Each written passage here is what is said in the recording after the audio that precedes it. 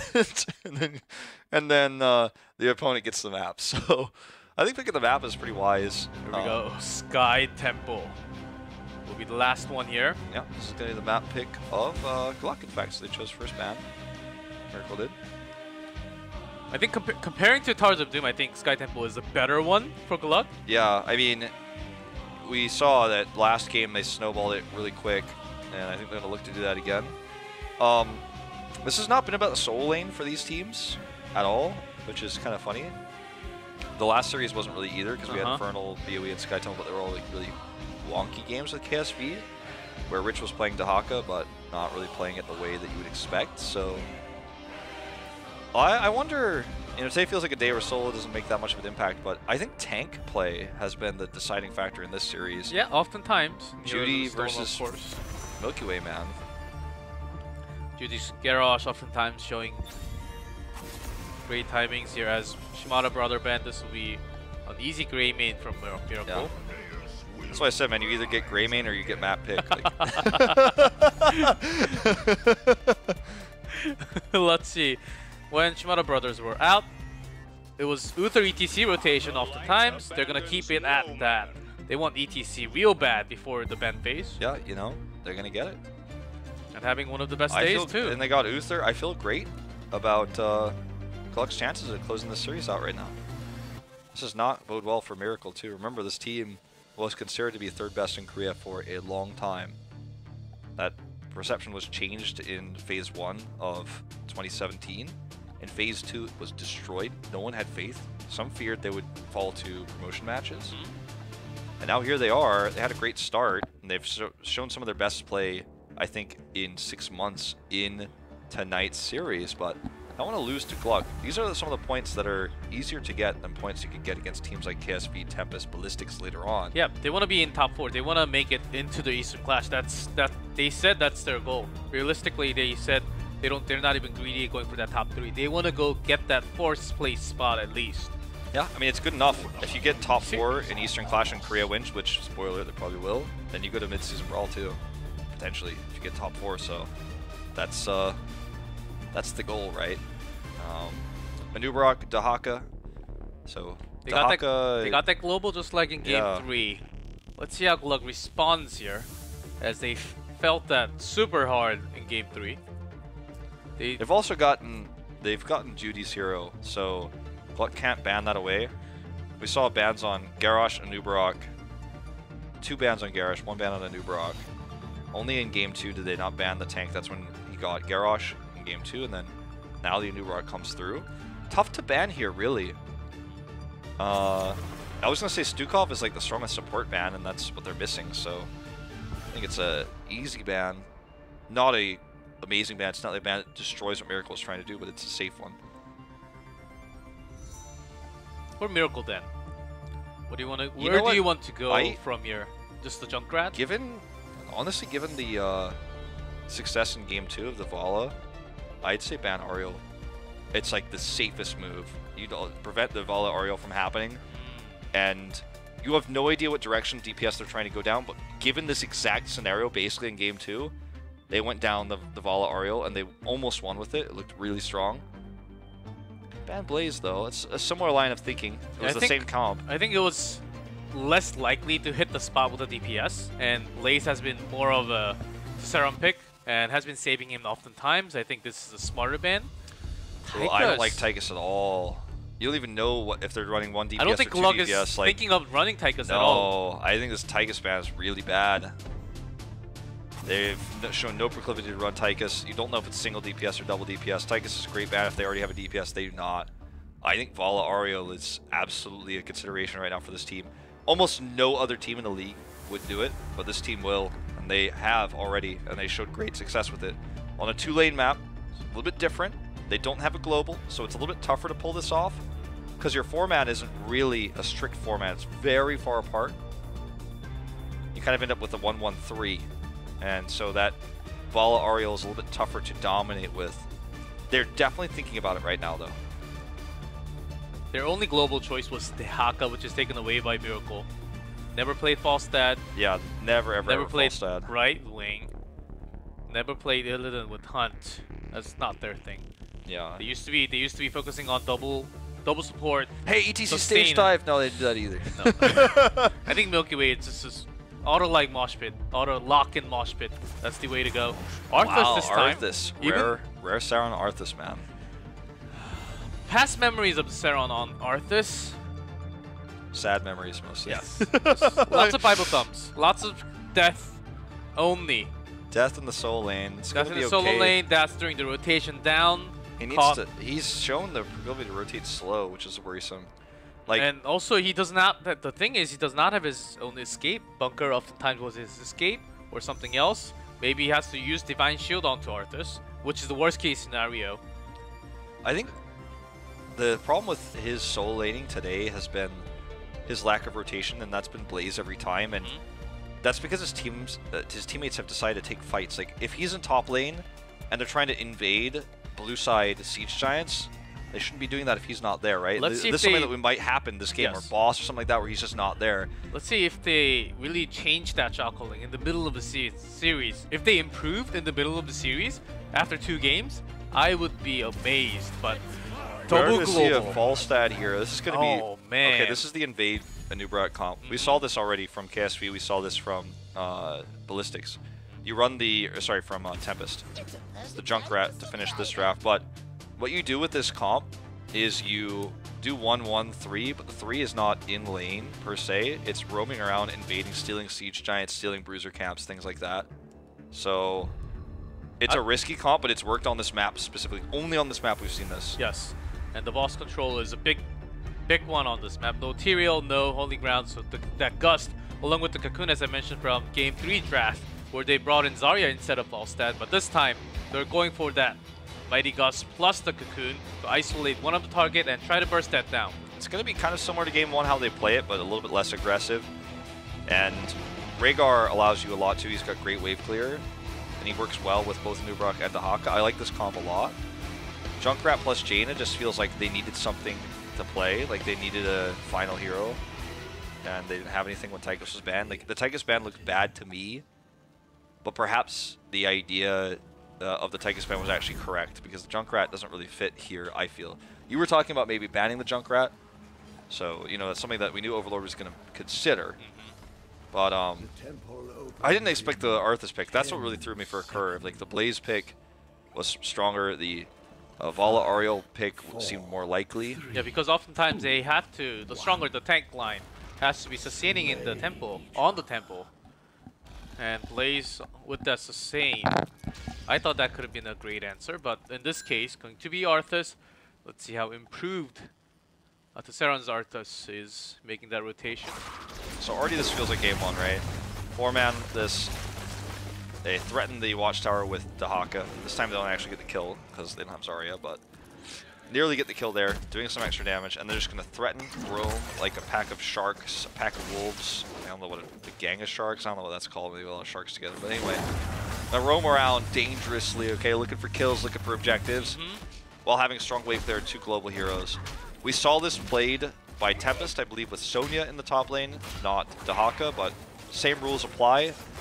But this time they can rotate in for team fights, and they will look for a boss play early on with this, because Dahaka can push and then jump to the boss. Without the Sonya, it'll be a little bit different. I think it was actually the exact same comp, except if you just replace Dahaka with a Sonya. They had Anub'arak and also Rhaegar. Old school Tempest style, the Trinity, with the Sonya replaced. So let's see how GLuck rotates around with that double global against them now. Trying to start their own rotation by taking the camp, but they're losing this one though. See, this is what I'm talking about. You just rotate, you steal camps. And then you can clear your own camp very quickly. Dahaka can deal with the top camp, no problem. So you're going to have double camps, then they rotate over with the 3. Like, Greymane can also stay mid. This wave is clear. They can stay mid, then take that camp. They're going to do it safer. Leave Sniper here, can rotate between both lanes because he has Tailwind. So Falstad's passive, most people don't know this, Falstad's passive actually is to move faster.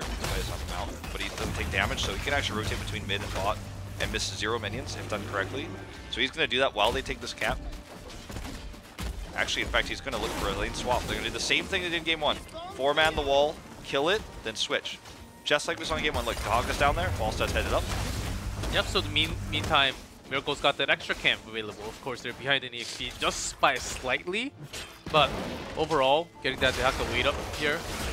Okay, this was well played though by GLuck. Oh my god, he's One so more low! kill! There we go. Well, that was almost too close as an escape. So you can see how this struggles without Zarya. In fact, they got caught there, got the camp, defended only, and you know, GLuck took a slight experience lead. Relic will die if HA2 plays this correctly. He checks the wrong bush, needs to stay back. I've been really impressed with the Jaina players today versus Dehaka. Never overextending in both series. No, like, to be honest, if it was some of our other teams from last year that aren't here anymore, would not have been able to say the same thing, I feel. But GLuck and Ace today both showing patience with the Jaina play. One of them starting with the letter R. Yeah, and ending with Avon.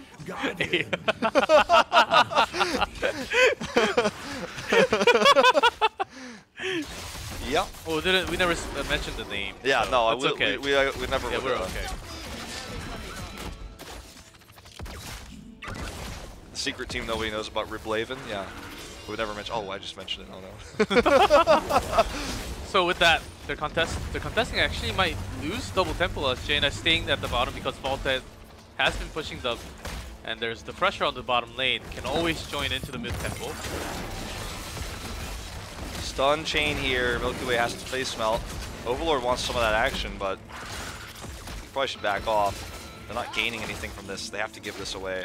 With Uther on top, but yeah, I think they should just like rotate up. Like rotate up on the Dehaka. He could brush talk out, I guess, but trying to poke this middle one isn't doing anything for them. Jaehyun's gonna get out of here. Now they're now they're just gonna get collapsed on. Overlord's dead. This was a mistake. Debated. There's just no reason like to fight 2v3 there. They've got good poke, but you're never gonna kill anybody, and then you're gonna get collapsed on like that.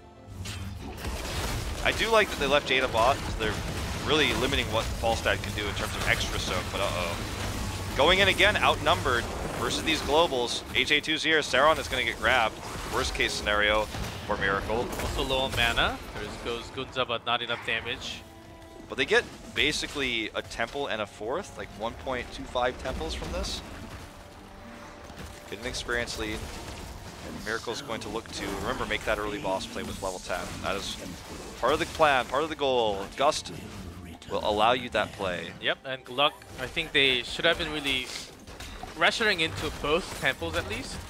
Well, actually, because they were having Falstad away for such a long time, and when Miracle hits level 10, they will be just escaping, not really team fighting. They're just trying to control the objects around the map.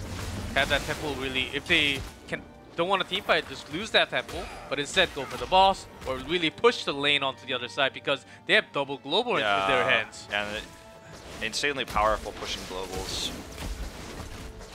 I mean, I guess most meta globals are now, except Brightwing, right? Don't tell that to Swoy, but Brightwing's not really a pushing global. So we only had one Brightwing from Tempest this entire season. All right, this is do or die for GLuck, I think. I think they have to somehow win a fight pre-10, and they're setting up for it really well. In fact, they're going to try to force this is the thing. See, they're kind of indecisive. They know that the double global can always come in. I like this 5-man though, you know? Like, what I was worried about was, are this going to be a top lane while they're doing this, then they die. They actually brought everybody. Yeah, they actually bought enough time and was decisive enough before Miracle hit 10. But that was the slightest open window there that they could have gone in, and they went in, got that. I was looking for this camp, but Milky Way is here to spot this. Oh, GLuck is doing everything right. They're still, I just don't think they're going to be able to defend this.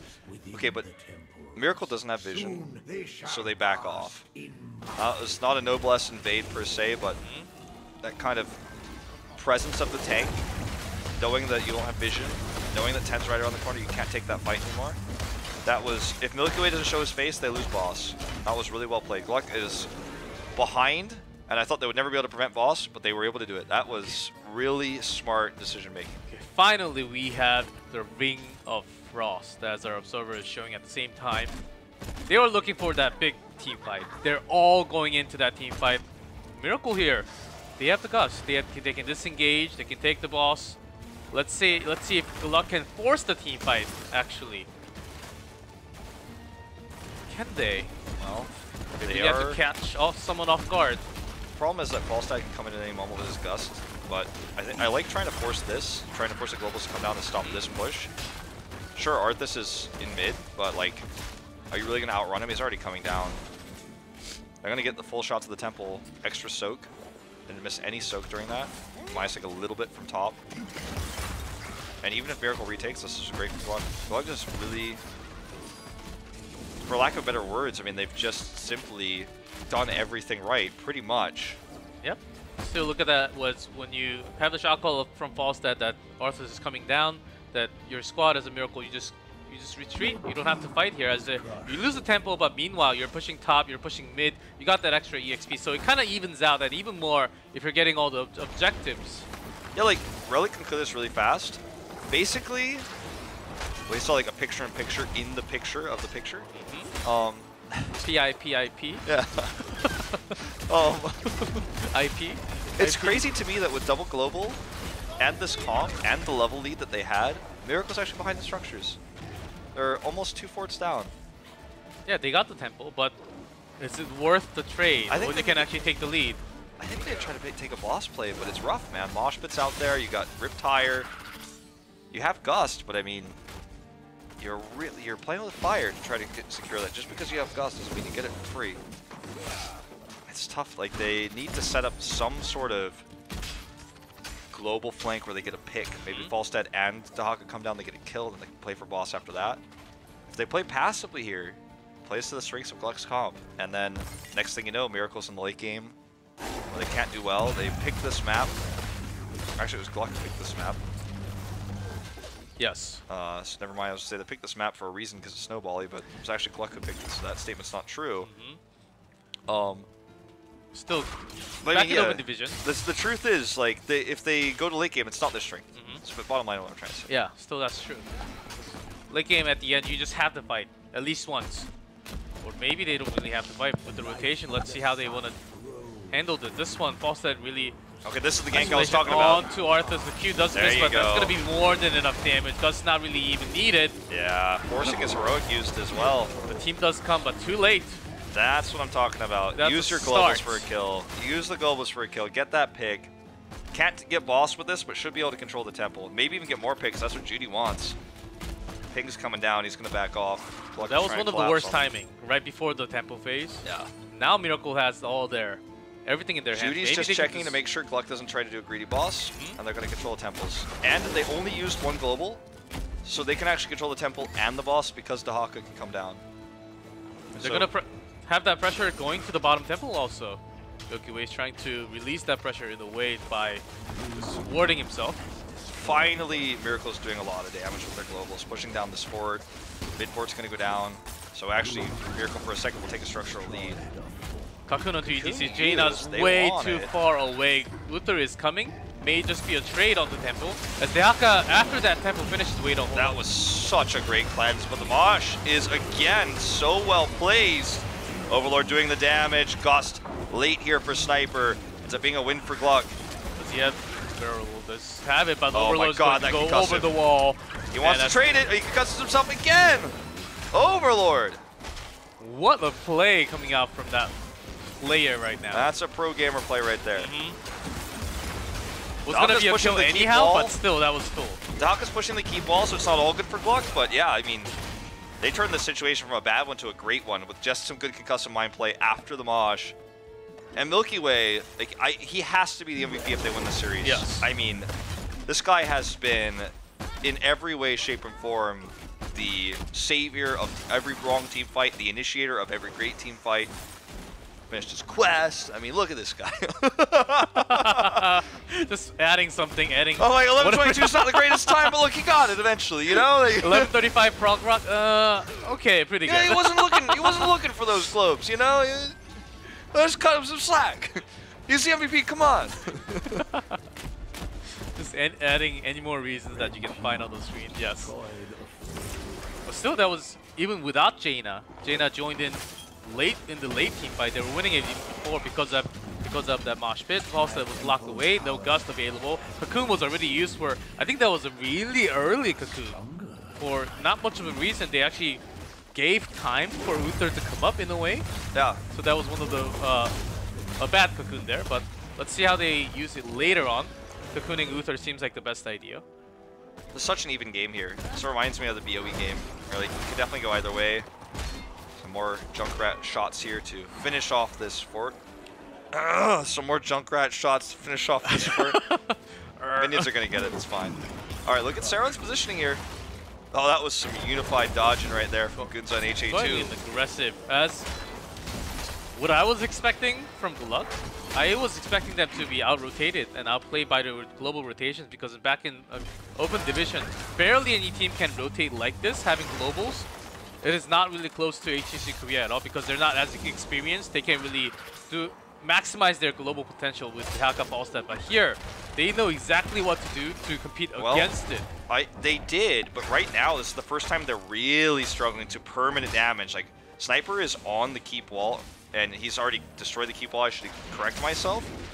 And they were looking to try to make it a trade and then maybe collapse on Sniper, but Sniper should be able to fly out. Look at this. A lot of damage, but still not enough. Stun's like, what? That stun in the middle? Work. Well, that was kind of weird. Uther extended himself like that Fantastic Four stretchy character and like and tried to stun him in the air, but it didn't work. So he gets out with keep wall damage. They didn't do the same. Isolation, not really landing. Along with the CC, trying to mosh pit into the big plat. There's a 3-man, but the Gus, his damage was enough. There's a big Ring of Frost, but no follow-up damage. Yeah, he just died there before. Ancestral didn't connect, actually, but this makes the 4-4. Oh my god, the Riptire is good. They're turning this fight around. And that Mosh bought a lot of time. He died. Even though they couldn't interrupt, he was just simply killed, but it didn't matter in the end. Riptire was good. Jaina's triple roots. Now they've got an opportunity to temple and push for a keep. I don't know boss's timer. We're probably looking at like 2.5 minutes. I think. Okay, maybe we're a little smaller than I thought, but not a boss opportunity is what I'm trying to say at the end of the day. It's been a long night. I'm struggling to say words. It's okay, you're keeping up, and that was a great team fight. Ancestral, if that connected onto Nubarak, I think it could have been a different one. Having a lot more CC, that mosh pit was okay, but landing that Ring of Frost, not the biggest one with the follow-up damage, but still having all that CC, kind of like a mosh pit in a way. Yeah. Really helped GLuck to secure Junkrat to have that retire damage coming out from the back line. I feel like GLuck's late game capitalization on win 1T fights is pretty weak. They sent 3 to a temple that 1 could have done. Like, literally Sauron could have done that temple by himself. They had 3 there the entire time while everyone in Miracle was back at home, except Sniper, of course, who was pushing bot and got away. And then all they got was a temple, which didn't get keep. It almost got keep, but it didn't. And 1 siege giant cap. Definitely feel like they here. Greymane is caught. That's Frost Tempest. All right, here we go. Ring of Frost dodged here. Total fail.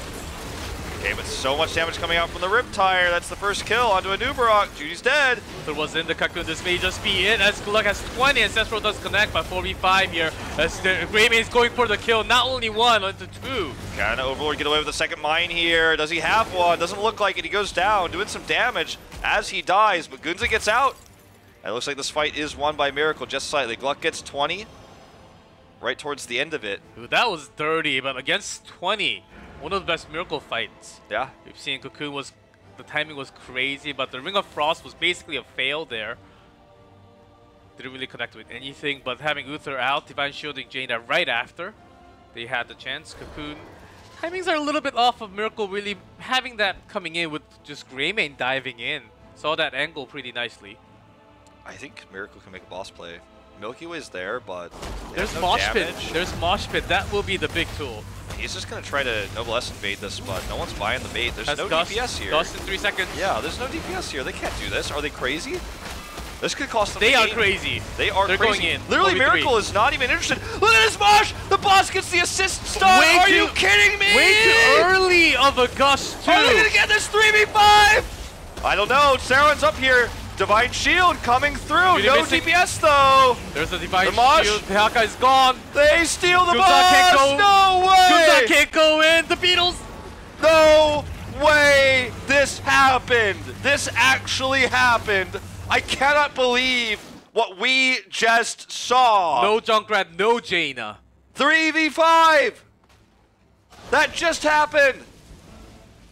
Oh my god, they get the boss, the face melt. I said mosh at the end of that. I meant face melt. The face melt after the mosh, which was pretty solid in the boss. He did it in such a way, he timed it perfectly so the mosh would hit, and then the boss would stun afterwards. Double temples. Mosh coming through, or sorry, boss coming through. I'm getting real hyped here. Might be a double keep. This is a fight that I don't think GLuck should try to take, even though they did take a 3v5 before. It's like, well, 3v3, that's easy now. They'll have to mosh. Maybe it's just the biggest problem for Miracle. They're choking. Falstad using Gus way, that was also a big problem. Too early. You're definitely right on that. That was not like exactly a sick play what by you have GLuck. to wait for. Yeah. Like that was like the only job that Falstad had to do in that team fight. You're definitely right about that. There's an isolation onto ETC. Not enough damage. There's a Junkrat with the mines. No mosh pit. Bolt away. Sniper gets the gust. It's a really good gust this time. The Vine Shield comes through, though. Here comes the Riptire, too. Sniper's very low. He stays alive, though. Relic is alive, too. Storm Shield trying to keep Sniper alive, but he goes down. This might be the end of the game and the end of the series. Double kill here, as so does Judy fall. Gunza trying to work his way out. Chasing is Overlord using that concussive. GLuck 2 keeps down. Looks like a wipe. The catapult pushing in the mid lane, too. It's another great concussive. Jaehyun's going to go down. Cleanse here on the Milky Way. Milky Way, the MVP tonight in every way. Looking for this stun. I said ETC was going to be the answer in this series. I said he should be banned. And I think that Miracle will probably agree after watching this final game. 12 kills to 6 in this 19-minute game. the former MVP, Miracle, will be defeated 3-2 in what was definitely our best series of the tournament thus far. I do agree. Milky Way, definitely the MVP. Miracle failed to get the game back. They choked so hard at the late game of game number 5, the final game of the series. With that, GLuck will bring 2 series for themselves in the season already. And Miracle's gonna drop down here. What an upset. This is a bigger upset than what I think from what we saw from KSP versus Tempest. That was a 0-3. I thought that was a big upset, but this one. Yeah. No one has expected this to happen tonight. We knew it was possible to go with the distance in the series, but everyone knew that very likely the experience of Miracle was going to win out in the end. This is a historic moment for Heroes of the Storm in Korea. An open division team brings a veteran team. The team has traveled to international events. Some of these players are champions. Brings them to the break and wins. This is not an occurrence we saw even realistically one time last season. This is unheard of. And this is definitely the start of something good for this team. We knew this team was going to do well from watching their series against Feliz at the beginning. But that was against Feliz, right? We knew, okay, this team looks like they've got some strong mechanics. They've got some good decision making. What we saw today, I think ETC, a big PowerPoint, weak capitalization of objectives. You know, I think that's one thing we can point fingers at a little bit in this series. But man, I mean, Sniper messed up the fight, the boss fight though. Like, I just have to point that out. That was you're right. Like one of the biggest fails of the series. I mean, we can definitely give a lot of credit to GLuck, but that was Sniper should not have messed that up. If he was in like a dangerous spot where he was about to go down, maybe then it'll be okay. But he was away from the mosh pit. He was on top. He had that angle available, but like 3 seconds before the boss went down. Yeah. I don't know about that. And that 3v4, I think I would clip that and download that somehow and try to have that in my hard drive or something. That was one of the craziest, without the DPS, boss working for them, actually. That was insane there. I mean, the mosh to synergize the boss stun, that's what I'm talking about. Like, that wasn't Sniper's fault, okay? That was not. We'll probably get a shot of it in a second before we go in our interview. We're going to have a little highlight videos. I know this works. The Korean commentators like do a little wrap up like we're doing right now. And